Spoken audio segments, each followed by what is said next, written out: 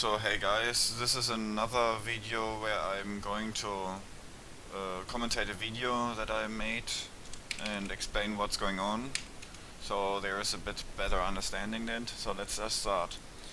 So right at the beginning I mount up to be faster, but that's actually not the fastest way of moving. The fastest way of moving is to be in stealth and have the right talents. When I made that video, I didn't have a clue yet, or I might, I don't know, I didn't use it though. So here we're going to plant a puntable mammoth and go through the wall. We basically shadow step up, we basically place the puntable mammoth, that's the item that I'm using, at a correct spot, and then we shadow step it, and that makes us go through the wall. So here I want to try to not be in this wind, because the wind makes you slower. You can see it really good here in the next part. So here I go to left because there's not wind and stuff.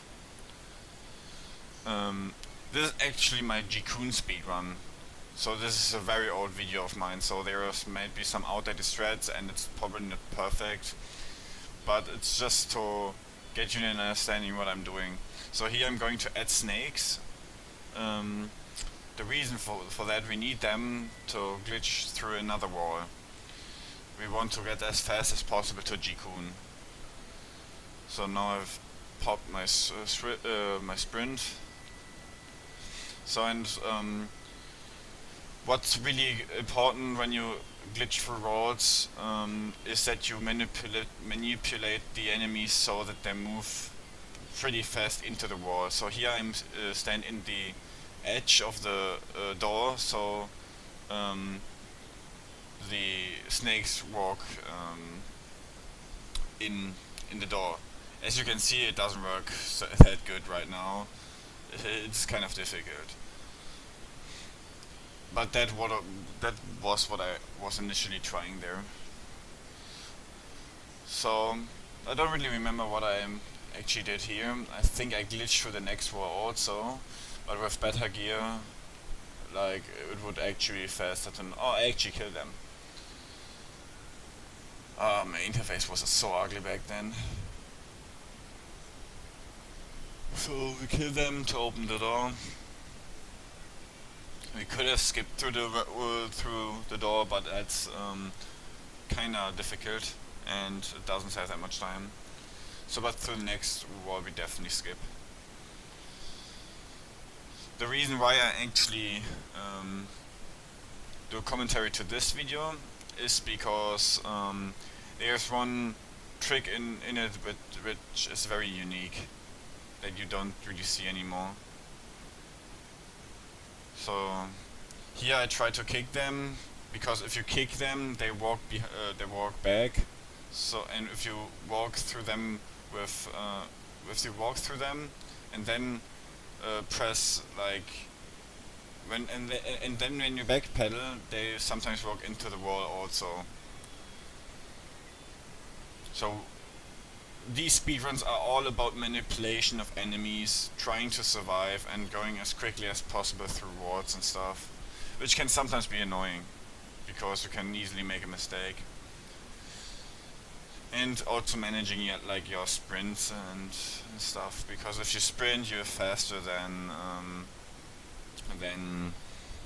you burst the speed or anything like that. For example, here I walk, like, see, he moved backwards because I walked inside of him and then backpedaled, and then enemies tend to step it back, go a bit, step a bit back.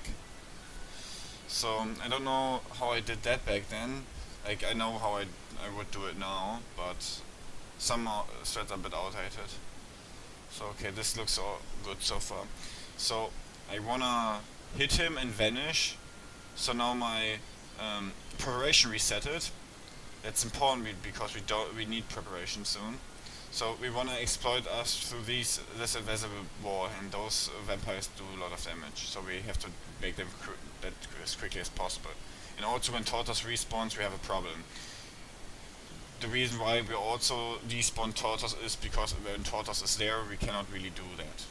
We can't. So, as you can see, I always go on mount, but that's actually slower. Nowadays, I would just go sprint. But to that time, I didn't really knew that. Or I don't really know if I knew it or not. I don't know. So we wanna add that next enemy there. This bush thingy, like this tree. So the trick that I'm talking about is coming up soon. So like I said, this is a Jikun speedrun. After Jikun, it's done basically. So as you can see, I did the same here again, but I failed. So I could have just killing spree there, so I would go through the wall also, but I didn't know that at the time also. So makes me a bit cringe to see how bad I was back then. So I'm through that wall. Now so I have a program that I had a program there. As the next track, for the next track I'm using a program. It's lag 7. It basically makes lags. So what we wanna do here is, you see the wall. Actually, you see the wall there, and we want to glitch through that. And they fixed a bug in which you can just go to Jikun, but we can still do that bug with lag 7. So I'm through the wall. Oh, I'm not actually. This is actually really difficult to explain. So we have to go through the wall here, and then we have to do lag 7, and then we have to jump down. And if you have luck, it worked. Normally, when you do that, you would get ported out. Like that. So you see, it's kind of difficult, but that trick is really cool.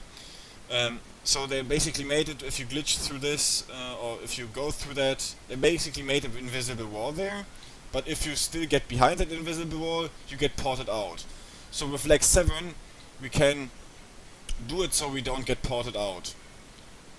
So we have see, I press lag 7, now I have lags. So you see, because now the legs stop in a second, you will see, so they stopped. So now we have to hope that we land on Jikun's platform. And this looks great, of course, because I know I land on it. This skip is really cool. Of course, I fucked it up multiple times in this case, and didn't really save me time also, but I just did it because to show the trick. So now this is just the Jikun fight. There's nothing interesting about the Jikun fight. I think I just